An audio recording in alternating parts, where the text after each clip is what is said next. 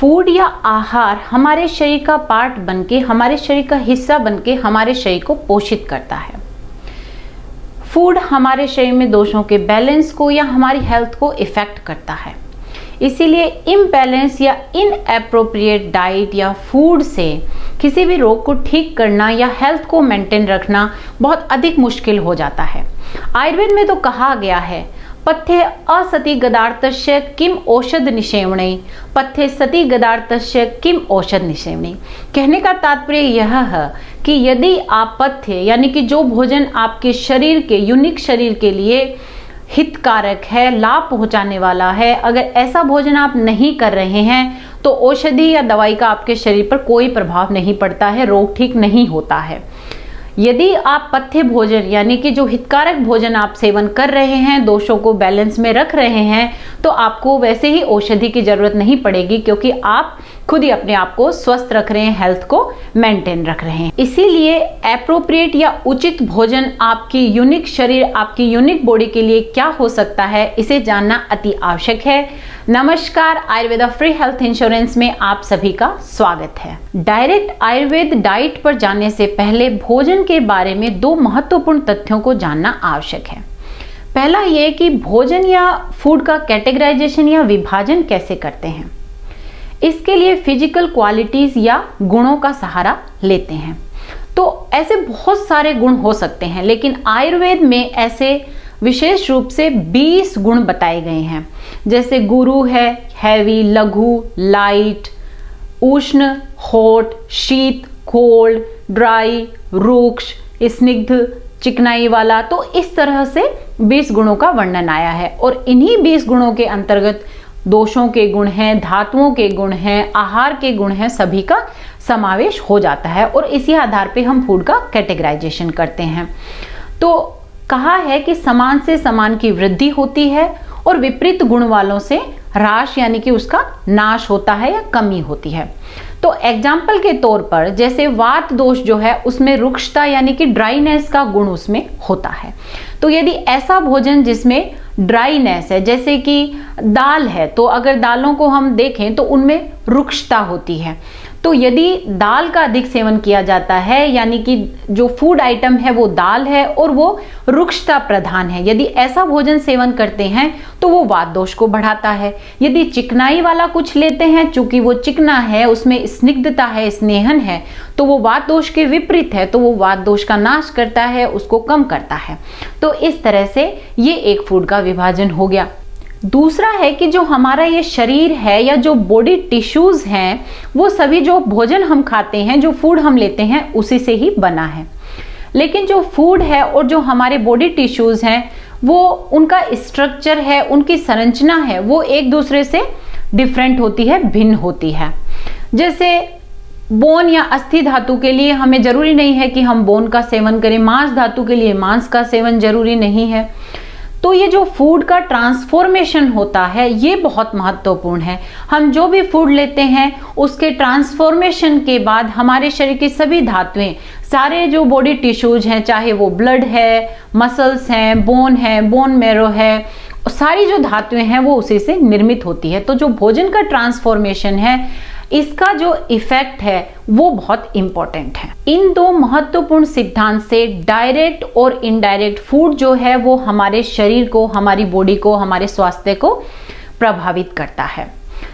इन दोनों तथ्यों से हमारी बॉडी के फंक्शंस और जो क्वालिटीज हैं उन पे इफेक्ट पड़ता है और फूड के इस इफेक्ट को, जो कि बॉडी के फंक्शंस और क्वालिटीज पर पड़ता है, इसको जान करके डिफरेंट जो दोषाज हैं, जो डिफरेंट हमारी प्रकृति हैं, उनके हिसाब से क्या फूड इंग्रेडिएंट्स या फूड उस व्यक्ति विशेष के लिए बेस्ट रहेगा, उसको हम डिसाइड कर सकते हैं। और इन्हीं सिद्धांतों के आधार पर हम व्यक्ति विशेष के लिए क्या आयुर्वेदिक डाइट होनी चाहिए वो डिसाइड करते हैं। अब इस विशेष डाइट को जानने से पहले हमें हमारे शरीर की प्रकृति, हमारा बॉडी कॉन्स्टिट्यूशन या कौन सा दोष हमें डोमिनेंट है उसको जानना आवश्यक है। तो उसके लिए मैंने हाउ टू नो योर प्रकृति उसका एक वीडियो बनाया है। डिस्क्रिप्शन बॉक्स में आप उसका लिंक देख सकते हैं। कुछ क्वेश्चंस के माध्यम से आप जान सकते हैं कि आप में कौन सा दोष डोमिनेंट है। तो आप वहां से अपना प्रकृति का पता लगा सकते हैं and you can come back here, watch this video and decide your own unique diet. हम यहाँ जो अभी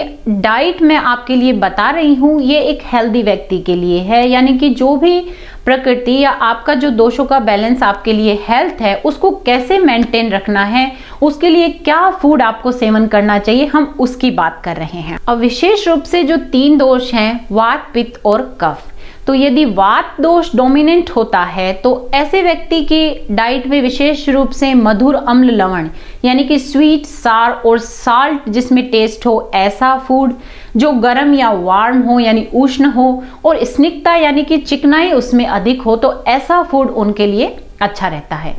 यदि पित्त प्रकृति वाले व्यक्ति हैं जिनमें पित्त दोष डोमिनेंट होता है, उनके लिए कूलिंग इफेक्ट वाला यानी कि जो फूड शीत गुण वाला होता है, बहुत अधिक उष्ण नहीं होता है, और जितने भी एनर्जाइजिंग फूड हैं जो बहुत अधिक एनर्जी देते हों, इसके अलावा उष्ण जो है या कटु, अम्ल और सोल्टी जो फूड है उनकी मात्रा इनको कम लेनी चाहिए। इसी तरह से जो कफ प्रकृति वाले व्यक्ति हैं उनके लिए जो रुक्ष या जो ड्राई भोजन है वो, और जो उष्ण हो तासीर में वो अच्छा है। उसके अलावा जितने भी कटु, तिक्त और कषाय रस वाले हैं वो अच्छे हैं।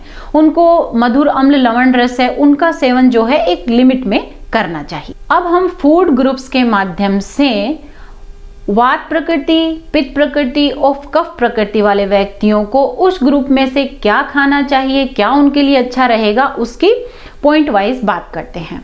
तो इसमें पहला हम लेते हैं डेयरी या डेयरी प्रोडक्ट्स यानी कि दूध और दूध से बने पदार्थों में। तो सबसे पहले बात करते हैं वात प्रकृति के।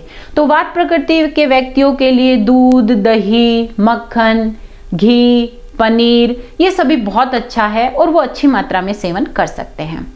पित्त प्रकृति वालों के लिए भी दूध, घी, मक्खन इनका सेवन अच्छी मात्रा में किया जा सकता है। बात करते हैं कफ प्रकृति वालों के लिए। तो कफ प्रकृति वालों के लिए दूध और दूध से बने पदार्थ बहुत अच्छे नहीं होते हैं। तो विशेष रूप से अगर आप कर सके तो इनका बहुत ही लिमिटेशन में सेवन करें या फिर बिल्कुल ना करें। फिर भी अगर आप करना चाहते हैं तो स्किम मिल्क जिसमें मलाई बिल्कुल नहीं हो, या फिर बकरी का दूध अगर अवेलेबल हो, या सोय मिल्क जो आजकल आता है उसका सेवन किया जा सकता है। दूसरा फूड ग्रुप है फ्रूट्स। तो वात प्रकृति वालों को बिल्कुल पका हुआ, मीठा और थोड़ा हैवी जो हो खाने में ऐसा फ्रूट सेवन करना चाहिए, जैसे बनाना है, प्लम्स हैं, ब्लूबेरीज हैं, मैंगो हैं, ऐसे फ्रूट उनको सेवन करना चाहिए। पित्त प्रकृति वालों को मीठा और पका हुआ जूसी ऑरेंज है, मेलन्स हैं, पाइनएप्पल है, इसके अलावा जितने भी वोटरी और स्वीट फ्रूट्स हैं वो पित्त प्रकृति वालों के लिए बहुत अच्छे हैं। कफ प्रकृति वालों के लिए क्या फ्रूट सेवन करना चाहिए?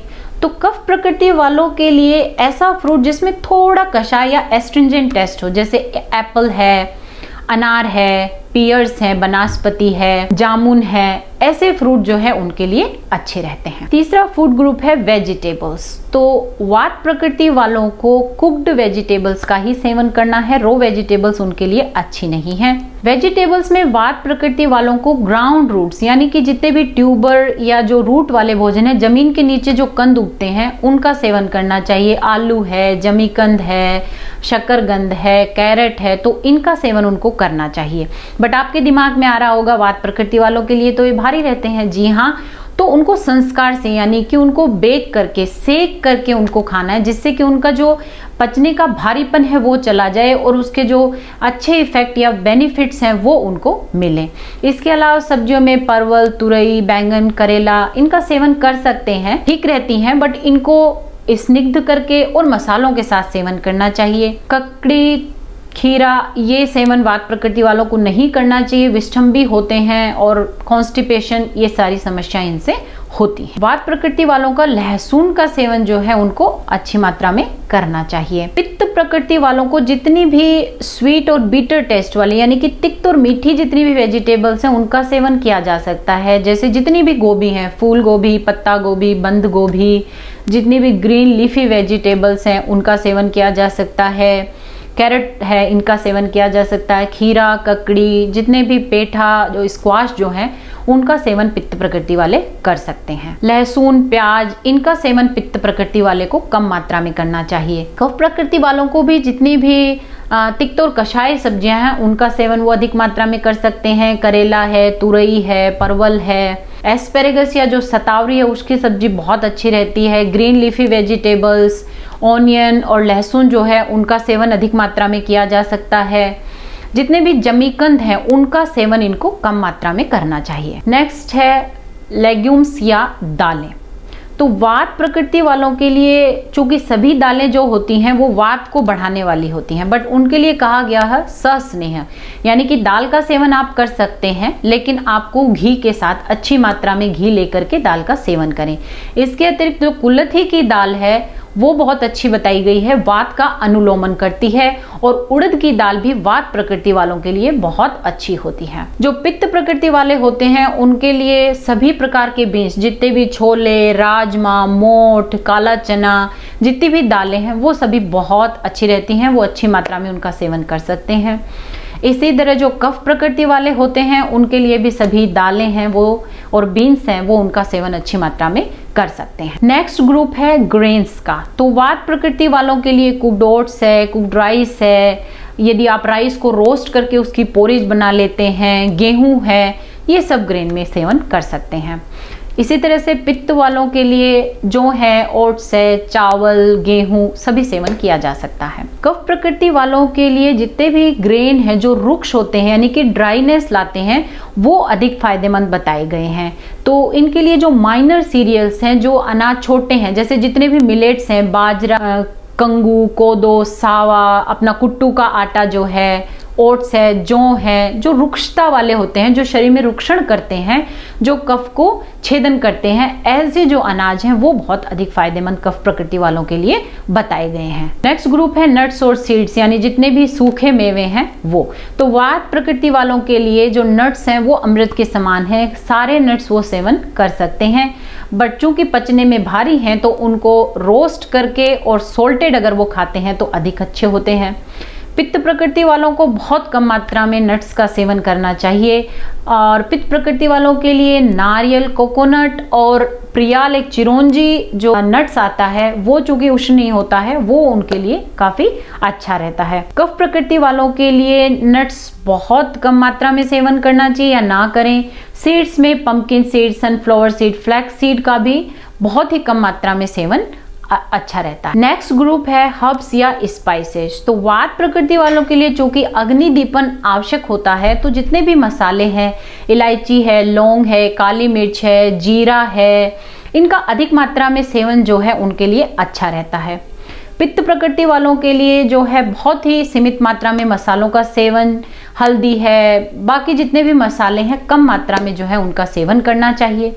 कफ प्रकृति वाले भी भरपूर मात्रा में जो है मसालों का सेवन उनके लिए अच्छा रहता है, वो शरीर को कर्षण करने में हेल्प करते हैं। तो यहाँ हमने जितने भी फूड ग्रुप्स की बात करी है उनमें से कुछ फूड ग्रुप्स जो हैं कुछ विशेष दोष प्रधान जो प्रकृति है उनके लिए बहुत अच्छे हैं, दूसरे जो हैं वो दूसरे दोष के लिए बहुत अच्छे हैं। तो हर ग्रुप जो है वो हर दोष के लिए अच्छा नहीं है, बट कुछ ग्रुप जो हैं वो उस दोष के लिए विशेष रूप से महत्व के हैं। चूंकि यहाँ ऐसा नहीं है कि सब एक दोष प्रधान ही है, कोई दो दोष प्रधान भी हो सकता है, तो यहाँ एक मोटा मोटा आइडिया हमने दे दिया है कि उस विशेष दोष के लिए किस फूड ग्रुप का कौन सा जो भोजन है वो ज्यादा अच्छा रहता है। तो उस हिसाब से आप अपनी प्रकृति के हिसाब से जो है अपना भोजन जो है या फिर अपनी आयुर्वेद डाइट जो है वो लिस्ट उसकी तैयार कर सकते हैं। अब यहाँ आपके दिमाग में एक सवाल आ रहा होगा कि ये बात तो ठीक है कि डिफरेंट प्रकृति के जो लोग हैं उनके लिए फूड जो है वो भी डिफरेंट होना चाहिए,